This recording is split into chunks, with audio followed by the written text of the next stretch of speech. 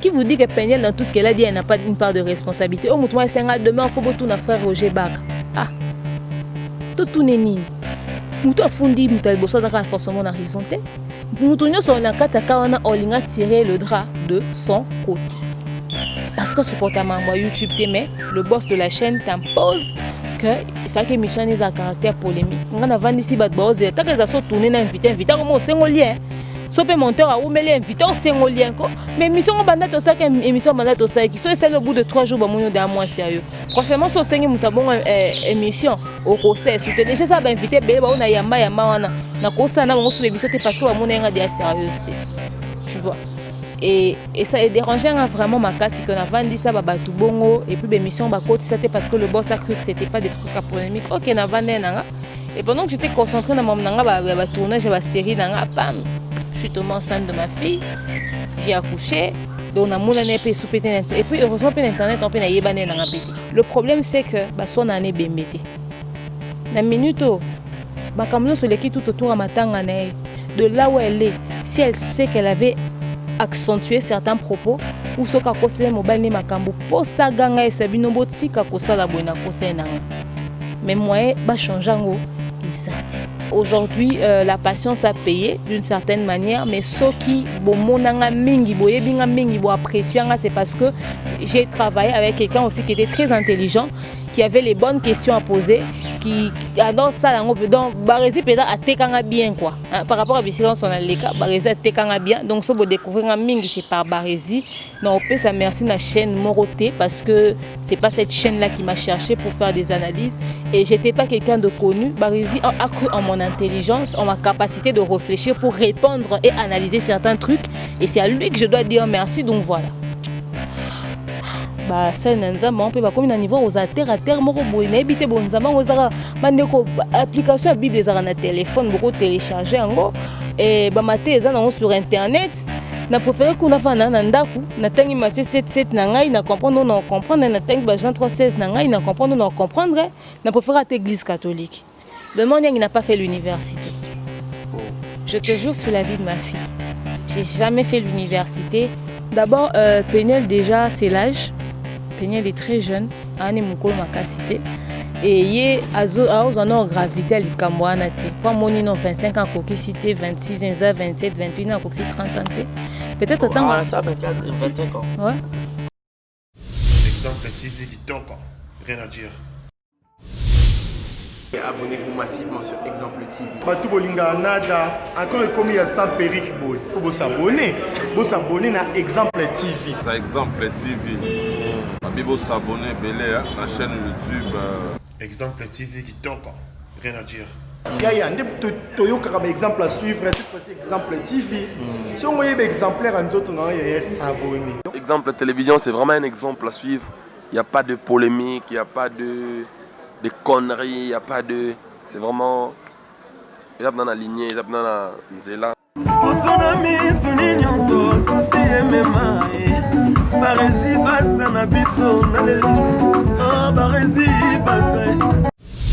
Exemple TV qui toque, rien à dire.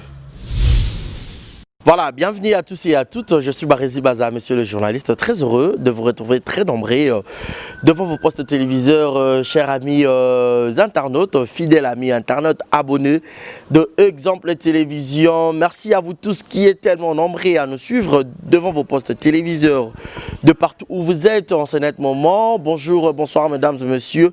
Tout dépend de l'air à laquelle vous allez sur cette émission. Merci à Deyo qui est derrière la caméra, la prise de vue. Merci à Yannick Yura, moi, Mobali Balox, petit mais costaud. Grand merci à Yannick Chamba Godson, le sponsor officiel de cette grande chaîne Exemple Télévision. Motem ma mère Clara, Clarisse Ganga, maman sociale. Maman le roi Yonazoa, puis donc Yannick Chamba Godson, papa social. Namolonga nae Clarisse Ganga maman social sponsoring wana penza Boko Kamba Exemple Télévision et pourra pas dire un grand merci à Malik Arafat Malik. Merci aussi à Bruno Aruna E19 Thomas Mbouya de London, quelle bonne manière. Willy Claude Djama prêtre, grand merci à Jérizing à la merveille moi na mamie et merci aussi à Bébé Seigneur maman na Kenaya et puis Primaël sans oublier Monica Makamoma, Brian et à tout seigneur, à tout honneur. Julio Monamputu Yegeto Kamazi depuis Montréal. Je suis avec Demer Nyangi Moukousse Yatalo, la procureure de médias. Avec elle, tout solo, la penato et banon. Demer Nyangango, elle est qui a sa analyse. Allo batu. Et puis, tout solo, on a pu sujet où ils ont tellement makasi. Yande Ronabiso, il y a moi, si artiste Nabiso, frère Mike Kalambay. Tout le monde a peigné le. Aboy ba benga penyel Kalambay alingine ka ba benga penyel Ntsanga to moni pe na ba photo na ba nita mwarabu to yebite ba biloko penyel la ko poster pe na ba réseaux sociaux cette affaire encore to moni ngezonga et tant que yepé to saka ba analyse dango sur ba makambo belé so to moni que makambo ke ko déconner na musique na biso to zo toucher ba artiste na biso to lobela rango pour to partager avion na bino et surtout les sous frère Matou Samuel ou a ko perdre moi c'est maman Kapi donc makambo bimi kuna ba Michel Chrétien ba Panzani par rapport ya mbongo maman Olivier Paris aya ki ko pesa $5,000 pour la cotisation na eto participation na matanga et ça li que ba musicien chrétien musu ba tombo ki o fallait ki toka bolambongo nga ndenge minute to zuite to kolobelango nyonso awa bo jeter ba télécommande bo zapete et surtout ayez l'habitude ya rota l'habitude du débit à la fin de cette émission. Ceux qui d'ailleurs d'accord je dirais déjà bonjour et bienvenue na Demer Nyangi. Bonjour et bienvenue. Bonjour Barési Baza, coucou à tous les abonnés Exemple TV. N'a pas combien sous tour vraiment. Merci beaucoup. Voilà. Demer Nyangi na mukuse moi résumé to so na yo pour to zo open émission spéciale Mubimba pour to so na open de belé. Demer Nyangi uta wapi ala li ala muki boye bou. Demer Nyangi a comment ça analyse ba to belé mususu yo ça l'analyse na yo za toujours église au milieu du village mais il y a d'autres personnes qui auront à leur manière te azo critiquer koto azo lo bakoto obimela na wapi.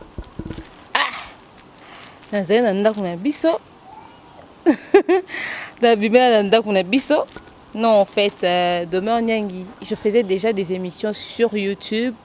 Je me rappelle, dans un tournage, moi, un théâtre, moi, Zaki Nzonzing, je pense. Ouais, ils ont Nzonzing, mais il y a des Nzonzing en ce moment-là. Il y a Mouskador et tout, dans un acteur et Belé, Marie-Jeanne Bololé et tout ça. Et pendant ce temps, c'était Mike Chic Moukadi, a filmé un peu Nzonzing, qui m'a proposé, ouais, j'aimerais que dans sa émission, na chaîne Nanga. J'ai appelé mon manager, le King Akembos Mobutu, que je salue. Il m'a dit, mais yo, bloc internet au Kokate. J'ai dit, ah, je vais essayer. Comme déjà, au départ, au fait, j'aime ces choses et je suis animatrice d'événements, je suis animatrice d'émissions de télé. Pour ça, déjà d'émissions à la télé et à la radio, j'étais à la RTVS 1. Du coup, c'était pas un truc nouveau pour moi, tu vois. J'ai essayé de faire des émissions. Nabi Nasa, émission Liboso, genre à Story Time, des Balobara. Zaki Histoire Moko, Nayambaki, BBC Lofembe que je salue, on a jus d'orange. On a fait l'émission. C'était suivi, mais pas trop, tu vois. Sur Internet, les gens aiment suivre tout ce qui n'a aucun sens. So, l'outil, quand ils sont libanda, et ça 100 000 vues. So, le bil comment réfléchi, bah, boyo talati. So, titre lukuta, bah, belé, bah, talati. Pour comme au fingo, bah, titre lukuta. On sauterait solo, bah, l'ingé, bah, yate. Donc, Ezaki Bongo. Après, j'ai fait une autre émission avec lui.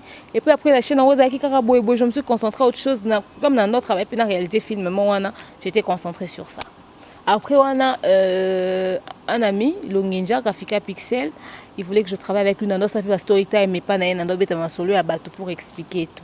Mais, comme je l'ai dit tout à l'heure, il y a malin batala raté, quand il y a bon débat. Alors un jour, je ne sais pas qu'est-ce qui a poussé Barési. Il m'a demandé. Na ça na HB. J'ai dit OK. Parce qu'on a booké na quelques invités. Donc on a payé n'imposa Barési fa kutana manager na. Je me rappelle encore na boutola na kenati kitambo hein Chanik. Kitambo na Chanik wana to fandi to solo li yango pe. OK. To bandi pe maramna HB.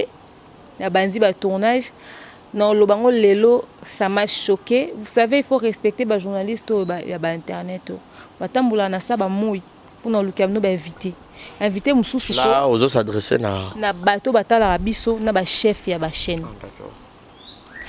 Omneti boy Barési ya ki lukanga akutinga kutuna na bonga mikute pendant que na yebaki kaoya ayo talanga zota 7 transport pas comme sika na za pour na na suka mukili voyage penza et siko akomi bebo akutinga pe na bonga mite fara vana nanu aziana sisa onga za nango yo sala et puis to banda. Azeli ngata ba 1 heure ou 2. Imaginez si que basala bongo. oye pe mutu so pour tourner une émission moko obomi peut-être de 10h à 18h. Allez oya une émission na chaîne boy. Chef ango loko eza na polémique te à poster te. Nde babilo na kuta na HB. Ça je t'en ai pas parlé. Émission moko yanga ba poster na HB eza ona salaka na biscuit des écoliers. Be émission na vente ça dotora ba gingombe pe donc tu gingombe ba ota ko quitter groupe c'est sans souci. Na sana ba José Andrix na ba invité mususu ba tika lo poster on te parce que ezaki na ba polémique te. YouTube et na bon YouTube il faut polémique. Beaucoup tant confina batu. Pendant que temps likamongo comme ngande ba okanga. Ngande dans un ba problème yo ça ba vu no ova na poto. Ngande siko dans un mal vu. Bo tout na ba tno so ba finga na internet ba ça ba polémique na internet ba problème ni ba kuta na na. Nga déjà au départ on a déjà montré problématique na famille na biso ko YouTube balinga ngo ata mukete au point où ma mère m'a toujours dit ko bokanga jamais libanga parce que supportement moi YouTube mais le boss de la chaîne t'impose que il faut que émission ait un caractère polémique nga na vandi si bat boss ta que ça soit tourner na invité comme au sengolien so pe monteur a oumeli invité au sengolien ko mais émission on banda to ça que émission banda to ça qui so c'est au bout de 3 jours ba monyo d'un mois sérieux prochainement so sengi mutabon émission au conseil souté déjà ça ba invité be ba on a yamba wana na ko ça na bango sous émission parce que ba monenga dia sérieuxité tu vois et ça est dérangeant vraiment ma casse qu'on a vendu ça ba tout bongo et puis l'émission ba côté c'était parce que le boss a cru que c'était pas des trucs à polémique OK na vendu nanga et pendant que j'étais concentrée dans mon nanga ba tournage ba série nanga pam je suis tombée enceinte de ma fille, j'ai accouché, donc on a mon année pe soupété et puis heureusement pe internet on peut na yebané na pété. Donc ça qui ba moment mon raboya et ba vite fait car donc je pense même pas qu'on a 6 émissions on a ça là avant. Je pense pas parce que nous sous ba poster en côté. Après Barézi ayo yambanga siko comme invité. De osana Barézi émission sur ba couple Kalamba ineska pena batu ba découvrir nga monsieur liboso za on a zana bébé no mondo ba o memi bébé pour la nini nga no te émission ka pour la bébé. Voilà. En tout cas, bébé na koli a comme otambolela totalisé une année ba gâteau na anniversaire fo botinda pendant botinda ngote. Alors donc voilà, c'était un peu ça. Et comment on a que les lots ça payé bato be baloba ke to yebe ka kolinga comme chroniqueuse après ba émission no sala que au fait boyebe te ka kelinga ko ba chroniqueuse na zala qui déjà mais seulement comme j'étais dans 1001 choses à la fois comme j'étais dans 1001 choses à la fois excusez comprenez je suis à la maison hein ba na ba osakana et tout donc na qui concentré te na ndo préféré Barézi pe ayamba on a tendance Central Buzz à faire asseoir dans nos chaînes et tout Josla Bagua l'excellence qui produit l'excellence monter ma prendre dans la route diva plus depuis les États-Unis je te salue on a faire asseoir moi Marambu yango nazaki no ya mama par Barézi et voilà aujourd'hui la patience a payé d'une certaine manière mais ce qui bomonanga mingi boyebinga mingi bo apprécier c'est parce que j'ai travaillé avec quelqu'un aussi qui était très intelligent qui avait les bonnes questions à poser qui adore ça donc Barézi peut-être a tekanga bien quoi hein, par rapport à Bissirance on a les cas Barézi a tekanga bien donc ça vous découvrir un mingi c'est par Barézi non on peut ça merci la chaîne Moroté parce que c'est pas cette chaîne là qui m'a cherché pour faire des analyses et j'étais pas quelqu'un de connu Barézi a cru en mon intelligence en ma capacité de réfléchir pour répondre et analyser certains trucs et c'est à lui que je dois dire merci donc voilà. Voilà, même modèle na yo na chronique en musical et ranan. Honnêtement, na sepelaka na batu. Na ba que muto na zo comme modèle que na ko copier azate. Mais na apprécier misala ya batu. Na ndenga internet où na mingi tata pour l'acteur c'est depuis les États-Unis, je la salue en passant. Dernièrement comme manager na komenenga pour me féliciter. Vraiment on a apprécié beauté, je l'aime beaucoup, elle fait bien ses trucs et non ba non na ndenga ba communauté na biso. Et na ndenge sko ngana youtubeuse na chroniqueuse te yango na bani na tata po mais so na me ko kota na moi chronique na ba kana sepela na Cynthia Kapashi pour ça la msane bien et so na ki na ndenga ba TV na sepela na charisme ya mami ile la ndenga jira ba to mi tout pas so ya na plateau na ye pe no sa bêtise na plateau na c'est ce que j'aime chez elle na tanga basi mingi Maria Noela Madinga j'aime beaucoup et d'ailleurs cette façon de mettre les invités à l'aise sur mon plateau J'ai tiré ça de Noëlla au fait. À ça l'émission des membres bar, musique, musique bar, quelque chose de comme ça.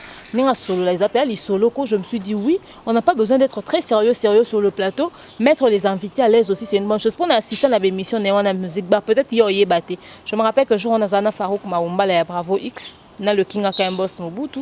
Donc voilà. Et à part Bango, Natala a fait youtubeuse ya Libanda, Natala a vlog ya Libanda. Mais Libanda c'est plus Sam Zira que je suis na lingapenda tsa ba invité à l'aise na plateau na Natala a débrief ya Zatis. Donc voilà. Et arrivé là déjà que on se rappelle pas tique belé à Noëlla Madinga. Ouais, les gens le disent souvent. Et ça n'a aucune coïncidence parce que c'est pas comme si on doit aller tous les jours, mais comme c'est quelqu'un qui fait bien son travail, ça veut dire que non, ça est là, on a boigna. Et ce que j'aime chez elle, c'est pas le fait qu'elle parle. Parce que les gens disent non, elle parle pas, non. C'est l'intelligence qu'elle dégage, au fait.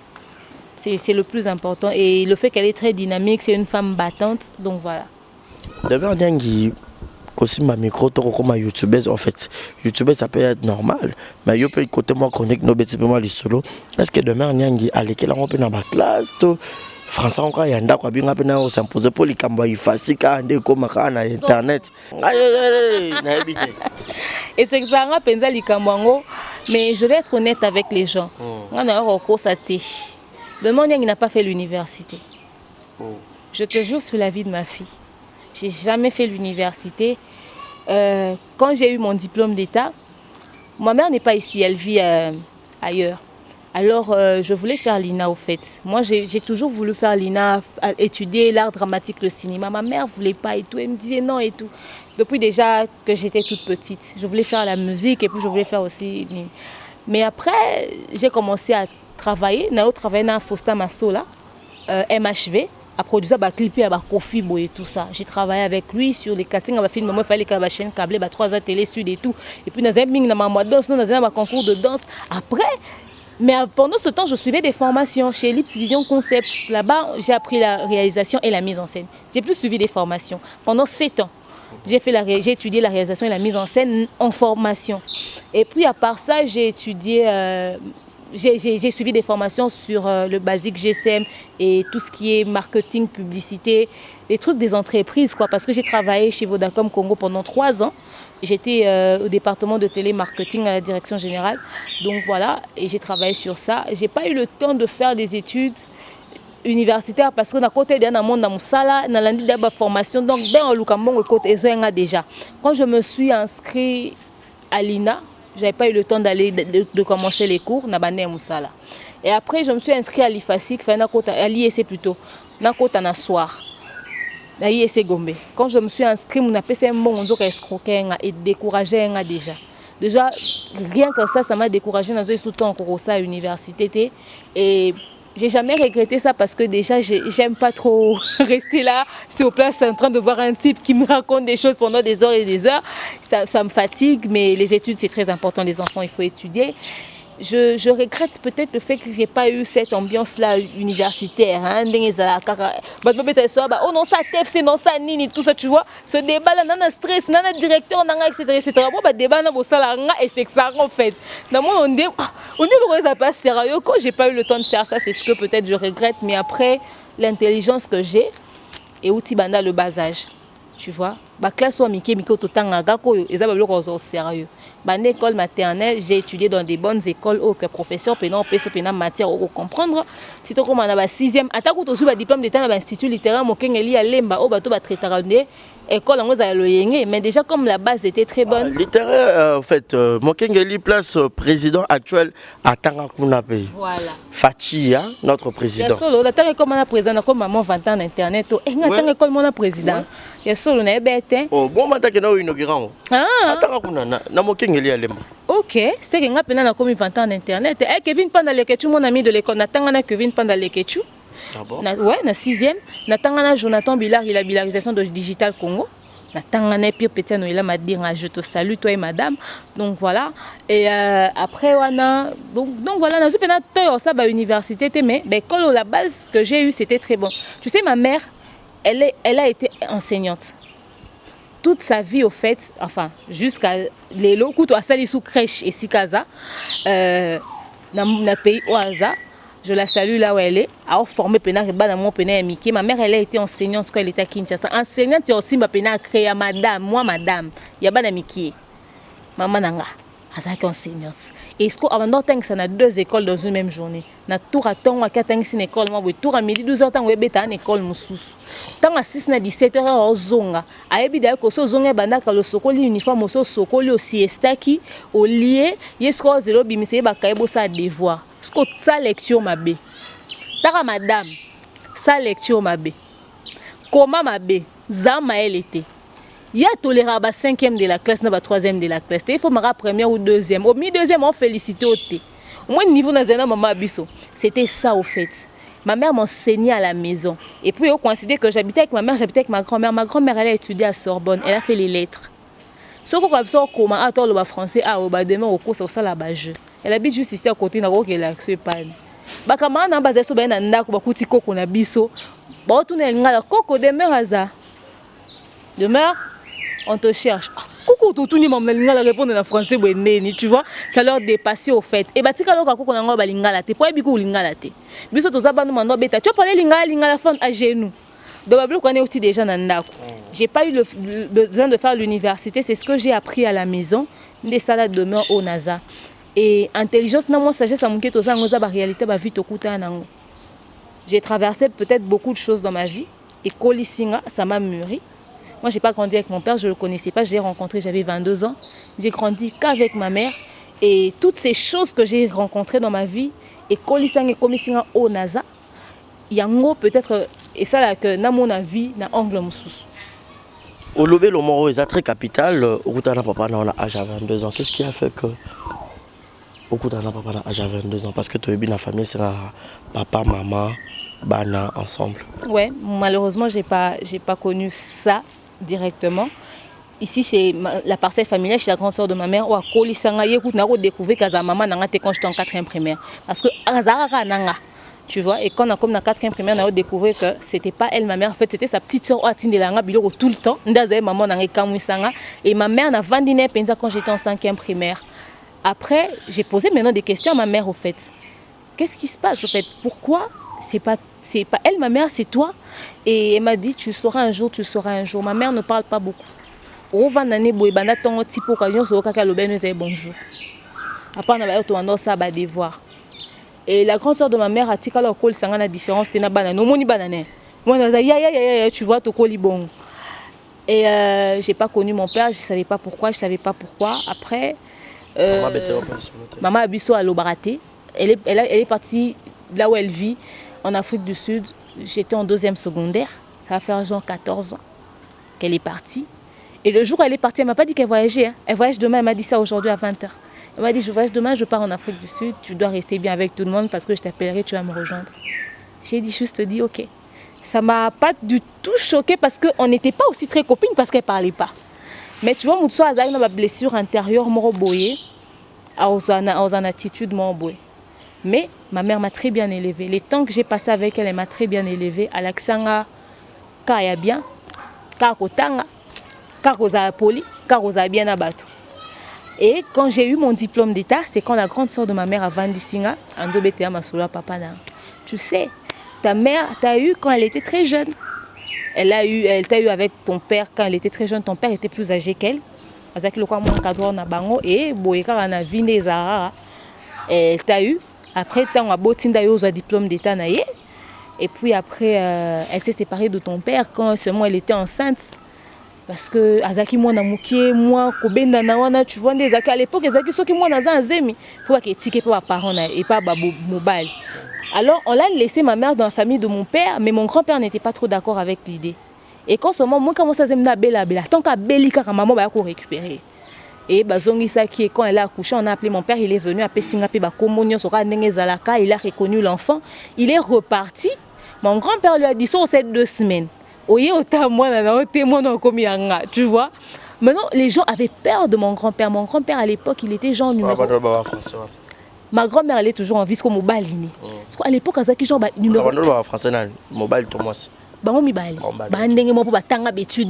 Logique, à l'époque, elle genre numéro 1 et c'est gombe.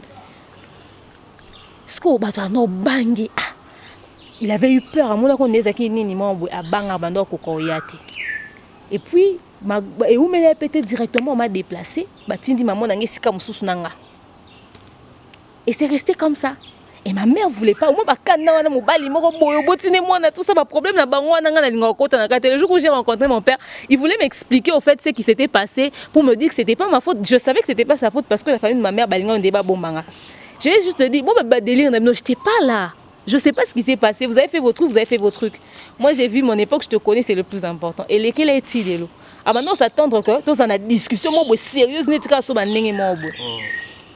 Bon, après, j'ai appris ce que j'ai appris sur mon père. Et puis, j'avais appris que j'avais un petit frère qui avait 21 ans, 20 ans en ce moment-là. J'ai voulu le voir. J'ai rencontré sa mère quand elle m'a vu de loin, parce que sa mère était la meilleure amie de ma mère. Quand elle m'a vu de loin, la meilleure amie de ma mère a eu mon petit frère avec mon père. Tu vois, quand ma mère elle est partie à Tikala qui n'est pas non. Comprendre bien. Sois à l'aise, on a beaucoup de temps. Tu n'as besoin que non vite fait. Tu n'as besoin que tu aies des détails. Tu sais que bon quand les camarades à qui naé, parce que le quand on a coûté un papa absolu mingi, va profiter va salir maman na bon va zuiler qui nanga. Surtout à mon nenga kana musikabi. Toi tu es la fille de Nebsi oui. Ce qu'on a tourné au regard de Nebi, j'étais portée, j'étais lavée, je te connaissais. Donc quand je t'ai vu, tu m'as rappelé ta mère en déto bando kola.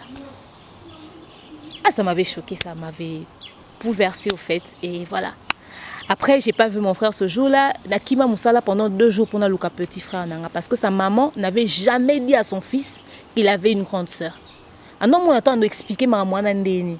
T'as expliqué moi que na botayo na muto azaye mobali ya camarade nanga. On expliqué on mon ndeni. Et nakuta na petit frère nanga otanga na oncle na pe na ifasik na bet na peso communauté. Pour ebi oncle ne. Et le jour où j'ai rencontré mon frère, il m'a appelé au téléphone. Il m'a dit « Allô Yaya, j'ai jamais su que tu existais. J'ai jamais su. » C'est quand je suis arrivée au coin de l'avenue que les gens m'ont dit, parce qu'ils n'ont jamais quitté le quartier, ils habitaient le même quartier. Lui, il ne parlait pas à mon père au fait, à cause d'un conflit. Il m'a appelé, il m'a dit « J'ai jamais su que tu existais. » C'est quand je suis arrivée dans le quartier que les gens m'ont dit « Ta grande soeur est venue aujourd'hui. » Je suis allée demander à maman. Crois-moi, je lui ai fait des sérieux problèmes. Elle ne savait même pas quoi me dire. J'ai dit non, c'est rien, il ne faut pas entrer dans ça. On va se voir. Tokuta na le roi Miyibi. Tokuta na coin. Tokuta va quelque part. Tovantuanzo Betama Solo, Toseki. On a parlé, on est devenus très complices. On est devenus très potes. Et quand j'étais enceinte, enfin, je ne savais même pas encore que j'étais enceinte. Je suis passée par là où il habitait. J'étais allée voir mon père. Il me dit tout ça et tout. Il me dit non, tu vois dendo ça na batono. J'ai dit ah. OK, j'ai sorti l'argent, je l'ai donné. Somba dendo. J'avais mon téléphone comme ça. Na kangé photo et puis na filmé et puis na kangé sous photo. J'ai envoyé à mon chéri, le père de ma fille, j'ai dit mais bébé, regarde Konde. Je ne comprends pas ce qui se passe. Mais il m'a dit qu'il était malade. Il dit,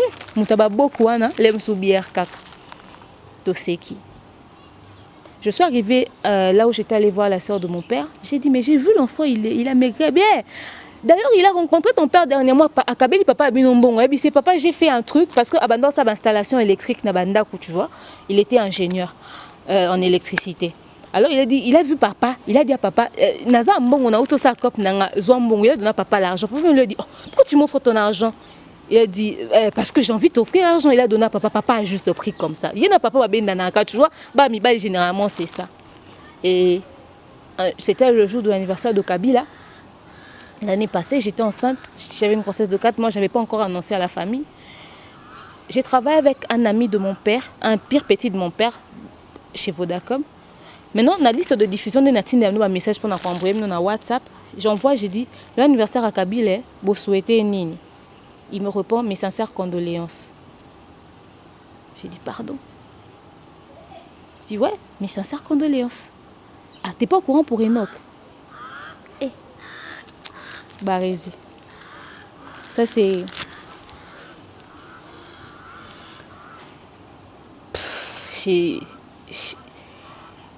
J'étais enceinte, mais j'avais l'impression que j'allais perdre mon enfant, quoi.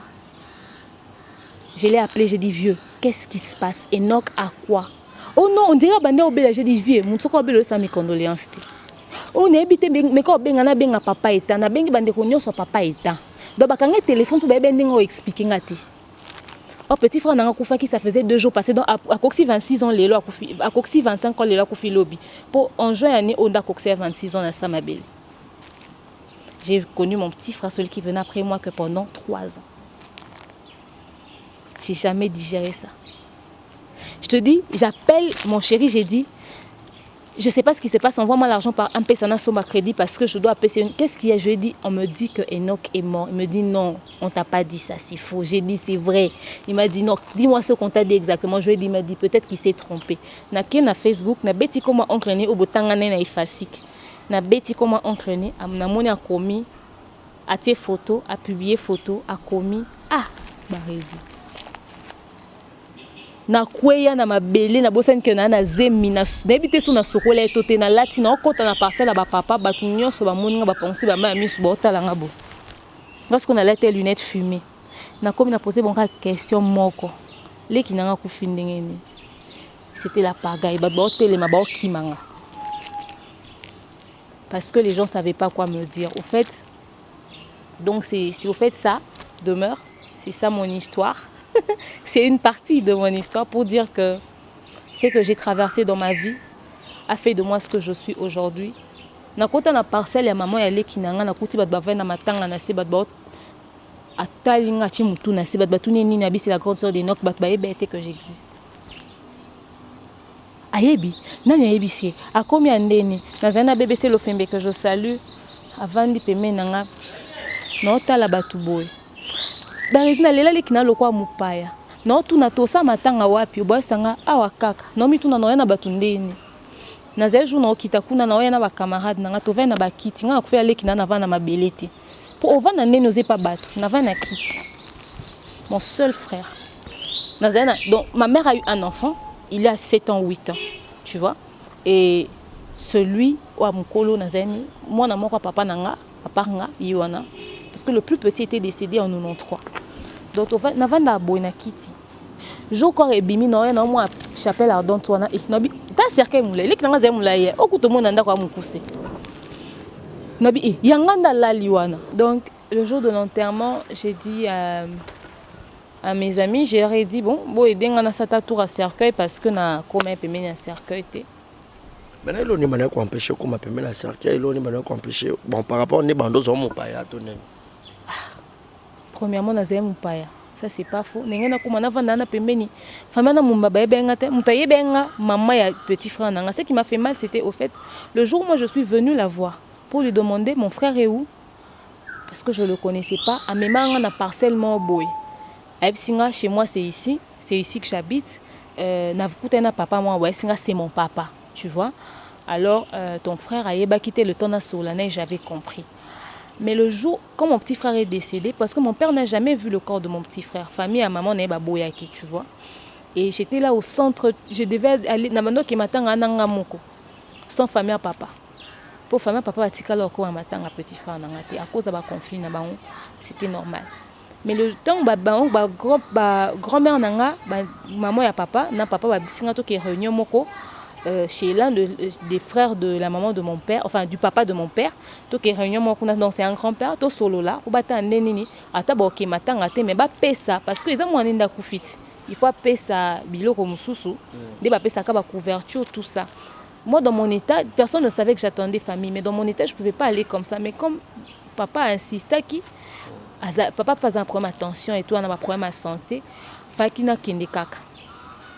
Et puis azaki kananga. Et puis ngandi nazaki yaya nabi bon tokende quand même tokomi ezaki ba parcelle papa leki ba tozaki na bango avec les sœurs de papa et tout ça tozai na bango alors parcelle est-ce que ngana ndoke matanga eza parcelle musu eza parcelle ska petit frère na on n'est pas maman bon mais à l'époque on a na mona na ebaki moi ma papa ngale mané kokana na une différence té.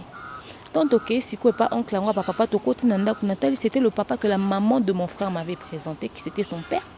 On m'apprend que c'est un grand-père. J'ai dit pardon. Papa, vous me connaissez? On a dit, oui, je te connais. Tu étais venu avec la maman d'Enoch. Mais pourquoi vous l'avez permis? Elle savait que Yonde papa, elle savait que Yonde pas na bango. Abi, je ne savais pas. Elle m'a expliqué des choses après. Tu vois? J'ai dit, ah. Donc, genre, elle ne pouvait pas m'emmener chez eux directement parce que, et pas na bango, avec les conflits qu'il y avait et tout, elle a évité peut-être. Enfin, j'ai jamais compris tout simplement. Ça m'avait déjà dérangé. Et quand on a parlé, on a discuté. Et puis na zongi déjà le fait yoza mpaya et ba invité nga pete na vanda kuna liboso puis j'ai vraiment place dans place ba mikolo et puis na koko ya na matanga batuté boina sabo même si c'était mon frère donc nando comprendre mamboele kate na ebité famille kuta papa kutu bazaki te taka ba cousin kutu bande kwa papa ba matanga ba sale fort bango mo ba ke sa tour à cercueil ba biso to vanda commune moko soki ata pona bino et pas pona ba papa bino boko mana cercueil te biso photo ça attaque tour à cercueil tant que bana quartier bah ça la tour à cercueil bon et le jour de l'enterrement j'ai dit à mes amis mais tout ça quand même tour à cercueil na koko poussa na te makolo kangama parce que ba tout ba te m'appelle ça nga poussa na no kokate je te dis j'ai failli faire une crise et heureusement mon amie Francine Mouika je te salue elle était là elle m'a dit dans ton état si tu te sens pas bien zongaka asima et j'ai quand même avancé ce que ba ndeko ya maman na bango ba yebenga ba oganga botika ya lela bozong c'est si ma point ni botika lela comme moi j'étais en train de pleurer en fait maintenant quand j'ai pleuré je n'en fait non yo kande ba botika lela j'ai explosé fait j'ai commencé à dire ah moi na papa na ngai kaka yo moko nazaki nei je n'en revenais pas maintenant quand j'ai dit ça batu ba kokate batu ba mituna qu'est-ce qui se passe ici tu vois les gens me connaissaient pas et na bamo bakamana ba longolinga wana ba kenanga na parcelle ya ba papa na zongi kuna ba tante na ba moninga bateka mutu na c'était horrible mon père est venu quand ba kende déjà d'accord parce que on l'avait déjà pas permis à Komawana et j'ai enlevé mes donc na longa tant que ba tomboli quand la grande sœur de ma mère est venue ba yambani na maman ya petit frère na parce que bazay ba camarades ba ni wana na ce que c'était la meilleure amie de ma mère ba yambani ba leli et puis j'ai pris mes amis on est parti baza bambana te maman nanga bala na ye ezaki mangama bomone eza erreur ya jeunesse tu vois ba yambani baleli puis dans ma famille les gens sont pas rancuniers chez nous c'est comme ça on n'est pas rancunier tout bon maman et puis on est parti la grande sœur de ma mère a salué la famille de mon père accueilli maman nga baza ebele te et puis j'avais pas annoncé le deuil à la famille donc pour que bato se déplacer dans kana ba camarade nanga en tout cas bino nyonso bayaki bato quelques bato théâtre peu bayaki vraiment Manu Tara, Chief Alizazi, mon formateur, Bazaki Mouebele, BBC Lofemba, jus d'orange, Bozaki Mouebele, Boyaki, on a battu théâtre, en tout cas merci à vous. Naba camarade Nanga Bazaki, on a présent, Batika Ngate. Et je me suis levée, je suis allée m'asseoir quelque part avec mes amis. J'étais avec le père de ma fille à côté, j'ai dit, tu sais que jusqu'à présent, on dit que Baké Koundale Kinanga. Jusqu'à présent, si les gens n'ont pas dit, même lobby non là non la mkana on dit maté lobby kuna non là non la mkana on dit maté mais en fait toutes ces choses qui me sont arrivées en fait mon histoire voir comment est-ce que les choses chez moi se sont passées et révoltant até pour que na comme un comportement moi beau et comme il s'engande moi maël mingi pour non mon que mon vie au toi ba passager et maramoto ko sala lelo et cause na ba répercussion makasi lobby comme to habiter lobby ni nezato sara bien lelo lobby eza nzambe to dinga to tika image positive sur bato nalela petit frère nanga quand j'ai accouché ma fille na ba na uta kilo mo boy tezaka vaccination mo 2 semaines après naissance na je pense na zongi na ndako na tali moi na kansi maman so leka na zo ton lela leki nanga penza te ce jour-là j'ai pleuré son père même me demandait lelani je me suis défoulée c'est le jour où j'ai pleuré mon frère donc ma ramener son akuta na on a vu au fait je peux raconter des choses comme ça vite fait yango ça la cœur nazala o naza. Donc j'ai pas eu besoin d'étudier. Les réalités de la vie m'ont enseigné suffisamment. Et le lot oza demeure nyango ozali. Le naza demeure nyango nazali, na sala effort yo seka kaka, yo mi maman ambiance parce que j'ai beaucoup de blessures intérieures. Je peux raconter mon histoire comme si ça m'a jamais fait mal, mais moi na nyonso tara okenda classe baninga ba sako réunion des parents, hein, mon papa viendra signer mon bulletin. Puisque compétition ba papa l'école parce que moi qu'est-ce que yo, neti mobile moi ko soko bana ne moko takenda signer bon bulletin pour azana tante il part au travail il n'a pas le temps ya bara allez signer les bulletins des enfants parce que baninga ba na papa na bango, tu vois. Et au vandi bona âge peut-être au moins on a besoin maman pembeni pour orienter na ba adolescence wana.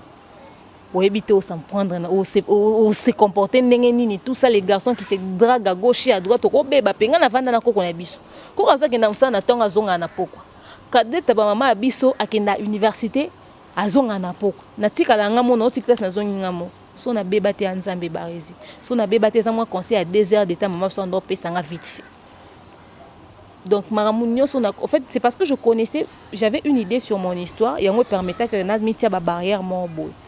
Donc voilà.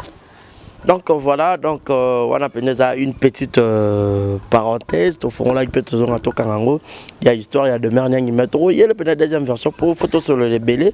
Je sens en elle Maramosa ou le bébé.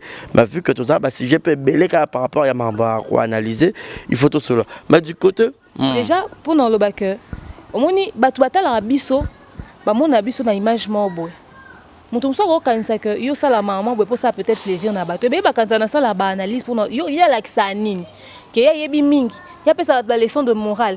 Ya linga ko pesa ba conseil. Oh ya comme un procureur, ya comme juge suprême té. To linga to zong sabatuka na moi droiture moi qui est kakapo. Vi o ba mimango mba nguti. Tu vois? Oh toza lelo eza ba fruit peut-être ya ba problème ebe to kutana muto muso so mona boye aza impoli to sala loyenge mon internet parce que vina a mona tellement makambo lekeleke ya poni ne assez comporter bon muso so fatalité makambo vina nga enseigner nga yon fona zana moi droiture moi boye tu vois voilà. C'est juste ça. T'attendre parler ya rolobak musique on a aucun des ina peut-être ça est musique art dramatique et tout deux fois pour yembara pour s'associer la musique to nga yo pour comme chanteuse. Demain, Nyang chante depuis qu'elle est petite. Je compose des chansons, je compose la musique religieuse, la musique profane si vous voulez. Oh là. Ouais. Un morceau. Soit moderne, on a musique chrétienne. La musique chrétienne, ils sont unit. Autrefois, je chantais à la chorale de l'église catholique. J'ai chanté à la chorale de l'église de la Compassion à Marcelo Tounes. C'est tant que et bandé na salon. Ah bon? Ouais. L'église Nabusso. Voilà. Et moderne dans la musique chrétienne nayoka batunyo so menayoka mingi ba Hillsong Unit. On a nga RDC. Na ndinga RDC nayoka batunyo so mettons na sala mo ba concours à miki banzem nazo chance pour interpréter Cindy, nazo chance pour interpréter Laurette la Perle même si na voix malonga te. Voilà que Cindy azaki na gospel to. Te Cindy tango yemba mingi nzemba Cindy na interpréter zara ouais yemba na Kofi na ba chance la vie à bomona na. Est-ce que dans coca? Allô, yes unkolo. Est-ce que dans coca? Zatomika. Ba chance na vie a bomona si les linga kakaboy likolo yako patienté fidélité bomanga zelaka yo baninga nyonso babala quartier koma masculin na koma fille unique ya quartier yo Ikia Claudia Sassou bientôt nga ménopause mbula ninyo ko balanga kimobange komi ya de pae bispoire komi miracle. Voilà. J'espère que c'est bien si Madeboura Kamanda, Madebo, Boyo qui venait de Merniang Moto, Boyo Rapenza, on a la centrale buzz, donc il y a au Penatoro Panzanaï, mais est-ce qu'on a gospel? Gospel? Musique chrétienne, religieuse, Nabiso. Moto yo ka banza mon epene inspirer parce que na bi oza chrétienne on nga osambela peno chant et matako na dimension. Na yo ka batu nyonso, c'est ça le problème. Oui, matako na dimension sur côté. Na yo ka ba Hillsong Unity yango ni batanga dimension malheureusement c'est en anglais. Mais na communauté na biso neti nani na ebité. OK. Na ebité.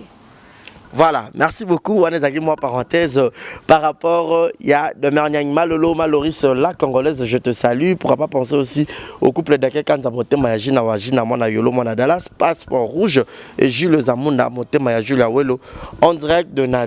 J'espère que tu as une parenthèse on tu fond la parenthèse Nabiso par rapport frère Mike Alambay.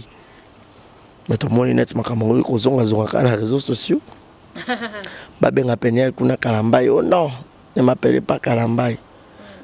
Total peu côté au frère Mike Kalambay. Na Instagram, na Yarobi. c'est dans les calmes. Hein. On doit faire les choses. J'espère que Yannick y aura l'excellent photo pour que bateau peut genre qu'il ne faut pas s'agiter. C'est comme si Bimil Roi réponse par rapport à Openiel. Ah, ça l'a guipé na réseaux sociaux, tu as réponse, il y a commentaire, il y a fanatique derrière qui commenter. Impressionnant.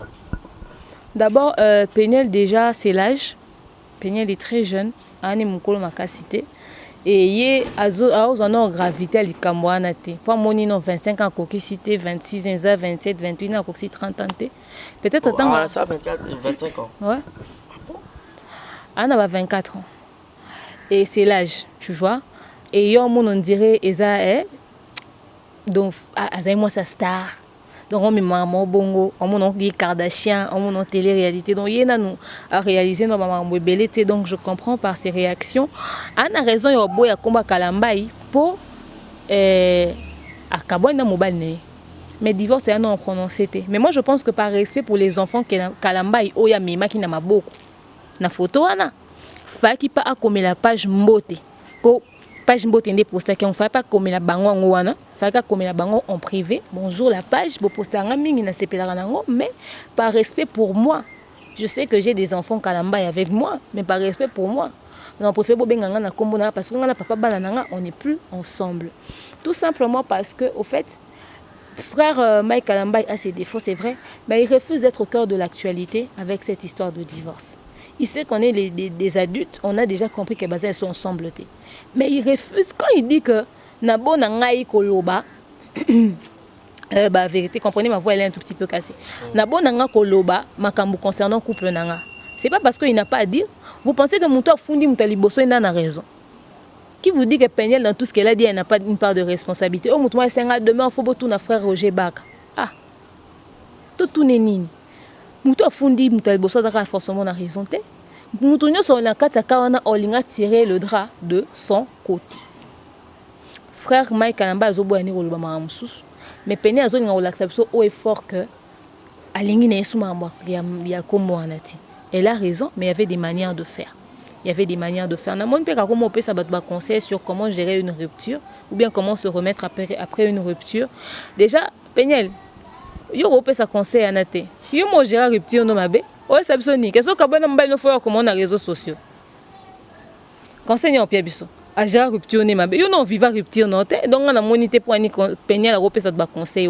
À Zélana, ça n'a deux séparation d'un frère Mike bien. Et puis Peniel, mon colo, oh, y a un frère Mike au bozon, on a quoi? Il y a qu'on a réseaux sociaux pour aussi un pardon, pour rabâcher Bissot la bêtise. Neti la pauvre moi c'est frère Matou, à ça qui à l'obé maman l'obé qui allait après à yo senga. Bon petit conseil ça sur la job bouzo bawana. Il faudra assumer les actes que vous posez. Parce que la réaction de Peniel a été pour beaucoup déstabiliser la carrière à Mobaline. À Bossani, que banane, on a mon balier les ambons. C'est que de père, le roi, il y a maman qui bat moi, si y a frère Matou Samuel. Il y a cassé son frère Mike Kalamba, Tchele Maïe, les personnes qui m'ont balé à Zong Sinanda, qu'on a eu au boy. Il me donne buzz bon. Azen, personne n'a besoin comme une personne publique. Mais seulement le problème, c'est que. Tu es bien habitué que les latas ont un frère Mike, tu es bien sûr que Zane n'a qui bonzamba ma cassité. Parce que mon tazana qui bonzamba ma casse a un comportement mon bon. Et on va dire que basa basen nzambe barabasen bazara forcément appelé. Pourtant mon tazana qui n'a pas d'accord musen nzambe ou alando peut-être oh tu n'es pas conseil maman Peniel frère Mike a exhorté à battre moi mingi mais ndenge nini mais yé à se permettre si maman kata fumbwa maman ko s'afficher na ba musicien profane wono ngolo bani ke libala na nde bande ko couvrir yo nzoko zaki non na poso wala taki poso même pour distraire public ozomona donc Peniel a fongoli ba basal nzambe belé ba misu ata boka yo kasi couple Kalamba eza couple moko ba ko kabona ami da kabona na JB et ça non ka polémique a exposer JB na ba réseaux sociaux. Batba divorcer mi konyo sot batba kabona pe mi ko ba star o ka baza ba star o ba kabona pe na ba mibali na bon pet ba kabona pe na ba basi na banguti ye faka l'acception ka kenda yebi ko dénoncer nda benga ngo j'ai dénoncé ya kasi ba problème monsieur zat muto singa de me ko so fidélité à mibali à la légèreté, c'est pas que je prends ça à la légère, non, c'est arrivé mais gérez ça entre vous, gérez ça chez vous. est-ce que pour dénoncer infidélité mobali faut na ba réseaux sociaux solo ba zonction na même na kwango to bana na respect ni ba pesa papa wana bato bele babi ke penya la kozonga te po sura zongi et kende na ka lokwa ya mama Kapi risque ya okufa mama Kapi a kufa après combien d'années so ifaka kufa nga kufa kana période wana matu samela bombe ya bomo epoli esiko tina na onita makamango Cécile po saka buzz arrêtez penya so zonga yo kande sonio ozonga ndi o kande soni et c'est ça le comble dans l'histoire c'est que bossa na même que ça papa banane et puis c'est pas grave penya aboti ba mibali asambela pona banana mikonyo so bako na basi lo wayete basi yeke so boza likambu ayo loban libanda yo beta lisolo basi lelo ba comment bobo mbali po aza infidèle vous pensez que dans le mariage c'est le pire c'est ça oui pire na libala mobali no bala mwasi mo bwe libanda ba pire ya mwana mobali no abotali mwana mo bwe libanda elio mwana na liboko eso mwana nga ba biloko gérer ya mwana le pire oki ke meilleur ami mobali no yambaki na ndako nzoka ndaza ninga pede ya mobali no ba pire ya mwana ok mobali no homosexuel yo tikalo yebate ba pire ya mwana oki mobali no aboti na mwasi ya mwasi na yo to botina lekine to mobali no bimana lekine ti pasteur mo abona kingaba ando mana lekine zona kana ngale lekine Kishasa donc baba ndango ba jina bango na banda bazana na ndaku na bango sikoyo na ndaku batimbele bango e Kishasa eno bala mwasi mususu makoka tete abengisi lekine wana kapole ke bando manqué tu vois donc Peniel a mécano ko changer attitude na ba réseaux sociaux za raison boya komba mbali ya kalambai to benge su komba kalambai te biso to ndo pimenter pe makambu pe le quoi yazo ba mso officiellement que ba carbone to benga biso bon te mes problèmes mais à frère Mike pourquoi il n'assume pas cette séparation quand on lui pose des questions dans les émissions pourquoi il veut faire croire comme s'il y a encore de l'espoir n'hésitez pas à répondre à l'oba oh j'ai pas pris mon alliance mais on va chercher une autre bague pendant qu'on dit que c'est fini dis clairement aux gens c'est fini avec la mère de mon enfant tu n'es pas le premier homme à avoir divorcé c'est pas parce qu'on est chrétien qu'on divorce pas si ça va pas tu vas rester dans ça vous pensez que quoi binonde vous ça la erreur non vous aussi vous faites des erreurs vous êtes des êtres humains comme toute autre personne moi si monsieur à cause Azaki est destiné non donc vous êtes libre au boy pour passer le chemin mon sousou donc frère Mike assume au lieu que a humilier ko boyo une émission lobby a yakuna ka poster b à un moment donné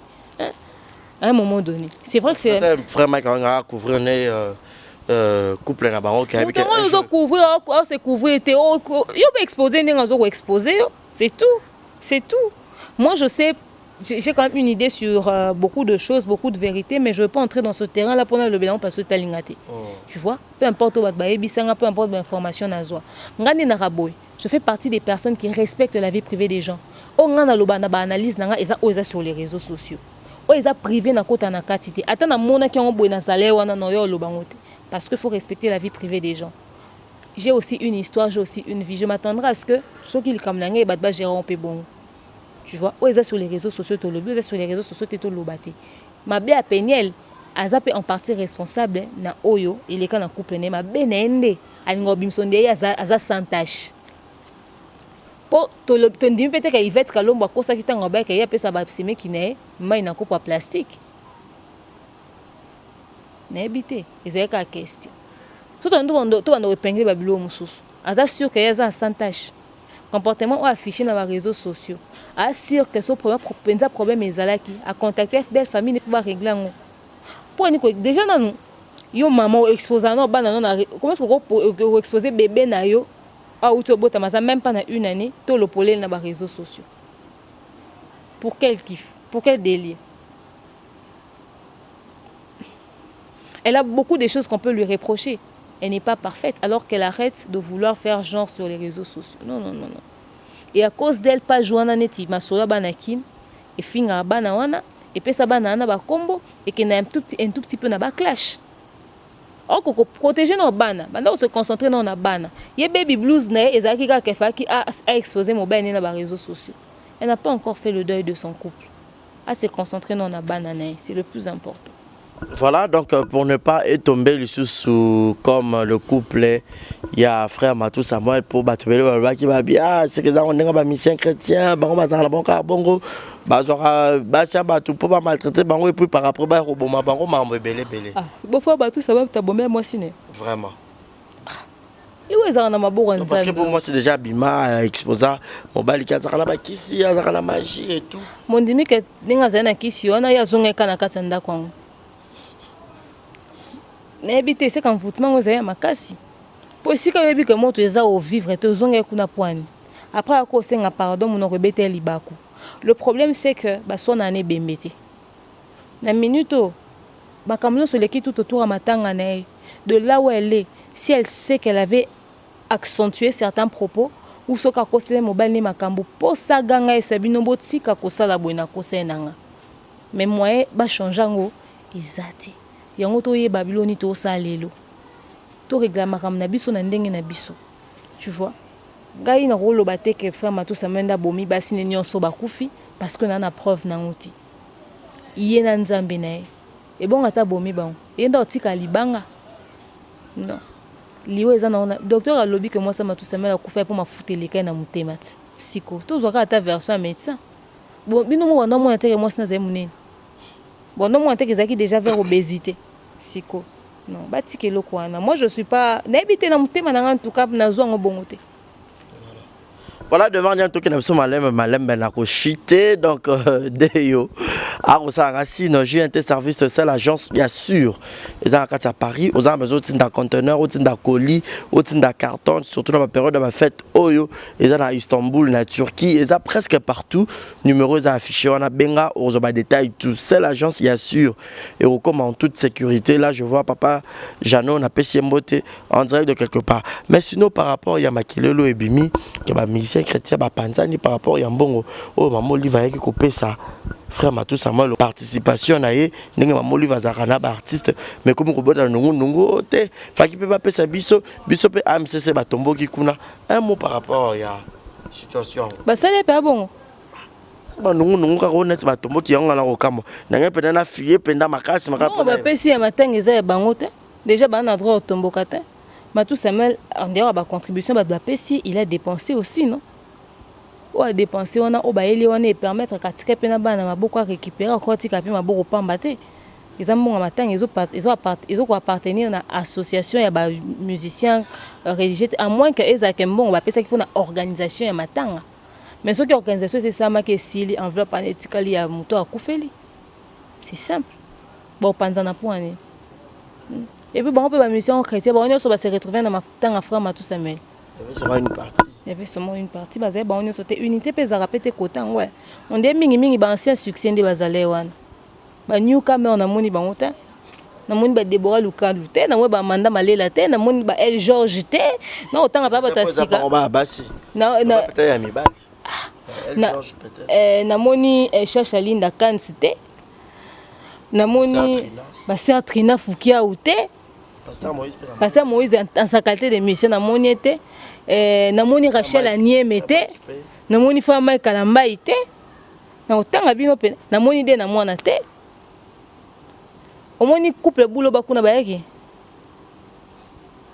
namoni couple ya papa ba frère Franck Moulaja te maman Michel Chabani namona qui Denis Ngonde frère Patrice ancien succès donc baonga mona ki bangwana ba ancien succès bon ba yebi ba succès ba ndo beta bango na bango na ba stade kuna ba otondi sera ba fongola ya fongola oh yeswe ya ba yaki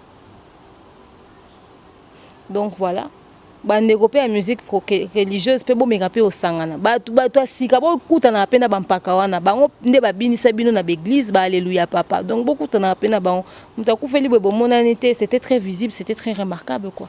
Voilà. Clôturons sur cette affaire Liwa et commis entre les chrétiens au la évangéliste Roger Barakoloba que na limité wana ba pasteur bakolala et tout a ciblé Baraka Mogisho ndekutu bakanga ki boye Baraka Mogisho en plein culte a koloba que na zong seli Liwa bengeke comment nyama moko boye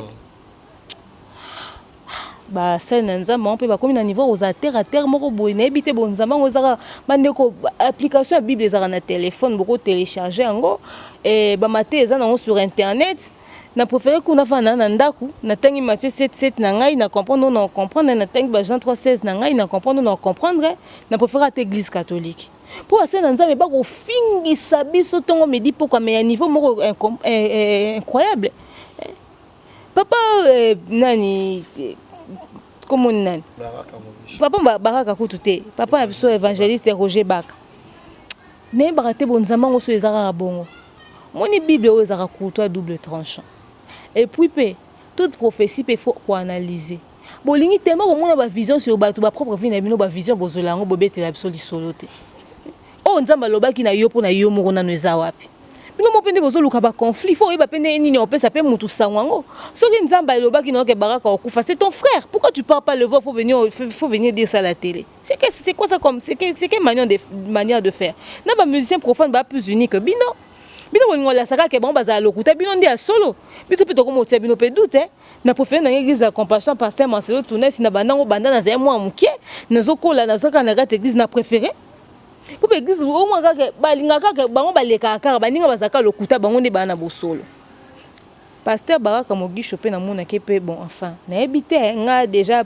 ata prédication na mon côté c'est kotanga na ndinga mabete mais j'ai des amis qui prient là-bas ba mamuna sala nga mona nka ba buzz dona muna ngoka bongo po mutu ana bonzamba otenir balanga jana te nzamba limbisanga nzambe so aza prophète solo ya yo limbisanga mais en tout cas nga akotanga te ba passer ebe ko muna ba okabaka ba pont ba permettre biso to kota lola bomba otikala bandeko to s'accrocher na mateya oyo te du moment que Jérémie 33:3 na oyo te ana yango peka ezanga kata bible oyo pe na zaka bible na wana izwaka wana oyo etikali ya bon to tala te pour na ebite ba beza boye na ba réseaux sociaux ba scandale modèle Pourquoi d'abord avoir répondu comme ça à notre homme de Dieu? Si tu penses que lui, il est dans le faux, toi, tu es plus mature que lui.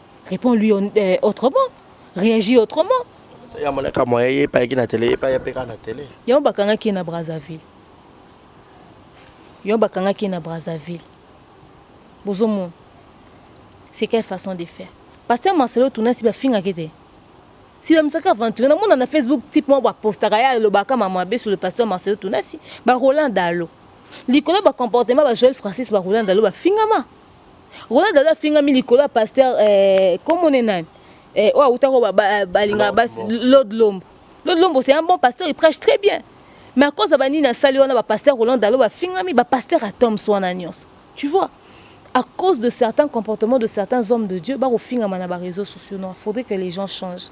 Pasteur Baraka Mogisho, on a continué ça dans spectacle, on a salaire au dibinga na démo, misim poukou, misim pc ça spectacle, on a salaire, mais arrêtez de nous ramener la bêtise sur les réseaux sociaux parce que à cause de vous, païen, au fin abisso chrétien, et on ne sait plus distinguer les vrais des faux. Donc à un moment donné, il faudrait que ça change.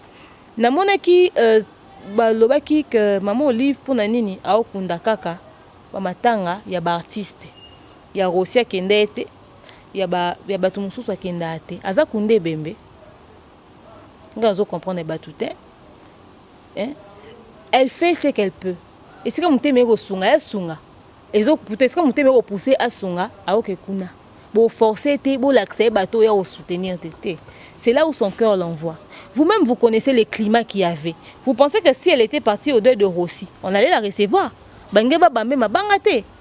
Non, à un moment donné. Et puis qui vous dit qu'elle était là, qui nous quoi que ce soit? Non. Et puis, oh, bah, matanga ba tout normal à kendate, à kendaka ba matanga ba artiste.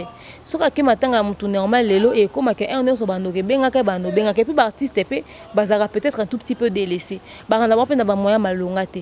Ba na ba na soutien te. Ya zu muté mama lamu. À soutenir une partie des personnes, vous voulez qu'elle puisse soutenir la terre entière. Elle est la seule personne qui a l'argent au Congo. Ba to musu bazana ngo ba osala te. Bon, personne nous merci na oh non nous sala wana c'est bino tanga songa qui vit de l'en voyager moi na vie de l'en kufika bino na ba commentaire boya qui au vit de l'effort la bien bon maman Olivoliaki si vous voulez que na assister batunions vous dites une chose et son contraire laissez cette pauvre femme na bon cœur naie na mon cœur au sala asala o sala wana pour ceux qui pratiquent en opé mutu musu pas sala en opé azana epété donc respecter na nous la volonté qu'elle a de donner et puis voilà. Merci beaucoup Demer Nyangi d'avoir disponibilisé vraiment ton temps.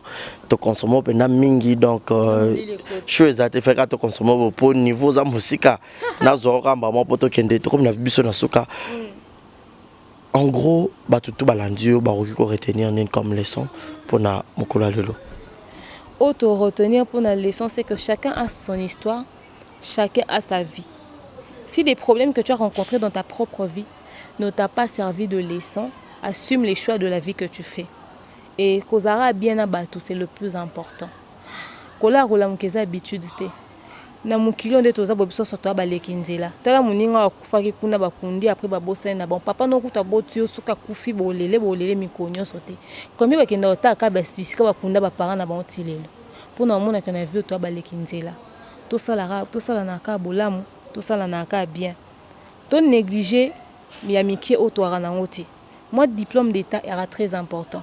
Ngana epsi bino que na tanga université te.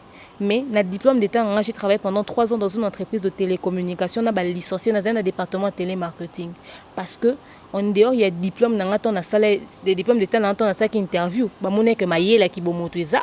Moi sagesse c'est ça. Étant au sein ba test et ba formation zone ba moun pena kokoko se défendre. Étant aux face au client pena ça pa marambu comme il se doit. Il y a mon qui autoza. To pesa ngo valeur. Na mona ebele ba kanisa on dirait que soit za diplôme à licence na zuité. Mutu muso aza diplôme oyo za yango te osa ya malamu. Donc bino bato boza nango bo honorer yango.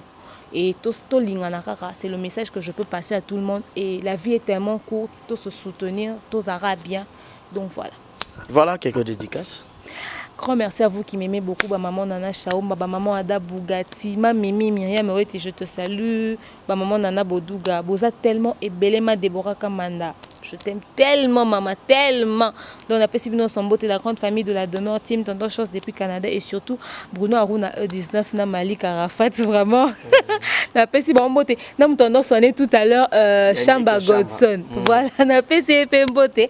Donc, qui m'a ramené voilà, vous soutenir à ce sera plaisir. Ceux qui barési à la propre boisa parce que on est en bon à YouTube. Moi, bah, code où t'as raconté bossa ngos arabien. Ouais, moi, Miki, on a fait ça biso et d'arapenza, tu vois. Tous à reconnaissant na yango. On a fait si nous mignon son beau tesika bozali. Je vous aime beaucoup. 2019 est aussi là. 2019 est ici là. Bah, oh non, soit fait si cadeau anniversaire à moi en Angleterre. Ils le 28 octobre. Et à Nyongo, beau foot. Donc, tout bon, ça étant bolé, n'abuse pour que 2020 est propre, est un tout petit peu différent. Donc voilà. Merci beaucoup, ça en est fini pour aujourd'hui, fidèles amis internautes. Merci beaucoup à vous tous qui étaient tellement nombreux. C'était la Barési Base à la présentation, comme invité, comme analyste. Il y a Bisso, il y a chaque demeure, Nyangi. Moukoussé Atalo, la procureure, il y a Média. Nabiso, c'est par ici que nous mettons un point final. Mon numéro est affiché au bas de vos écrans. Appelez-moi pour les remarques, les suggestions. Et surtout, abonnez-vous massivement, abusivement, massivement. Beaucoup. Donc, beau s'abonner en catastrophe. Donc, beau s'abonner, il y a trop. On a exemple de télévision par rapport, il y a des filles autolansaki. 6 décembre, si tu as 2020, il faut que tu aies plus de 10 000 abonnés. Pourquoi pas? Parce que tu as un peu bien. Et grâce à vous, que tu l'émission, on s'abonne et on s'ala bien. Donc, Moussala Obiso on s'abonne pour finir la cloche à notification pour avoir la notification sur l'émission ou écouter un exemple de télévision. Ça n'est fini pour aujourd'hui. Joyeux anniversaire à toi, Jérémy à la merveille. Grand merci à Malolo Maloris la Congolaise, Gilles Monamputo Yegeto Kamazi, Bruno Aruna E19, ou Claude Jama. Je reste Eloni, je reste, je te salue. Et Yannick Chamba Godson, sans yo mawapla. Et grand merci d'avoir tout bolinganga, bolinganga, pour que commentaire et ça bien. On vous dit bye bye et grand merci. Nadeo, opina to tambonné lolo. Ah, de na habité quoi. Mon tour c'est un faux like ça rappelle deo. Deo bah faut pas l'élection la caméra. Bah mon a bah faut like ça biso pe deo no ana la caméra bela bino fumbwa. On préparer déjà Makusa. 100% Makusa, un exemple TV. Bon, nous appelons Makusa ya Kitoko. On a déjà Fumba Bomona Deo à relier à Makusa. Je vous dis merci et portez-vous bien d'ici là et bonne suite de programmes sur exemple télévision. Ciao, ciao.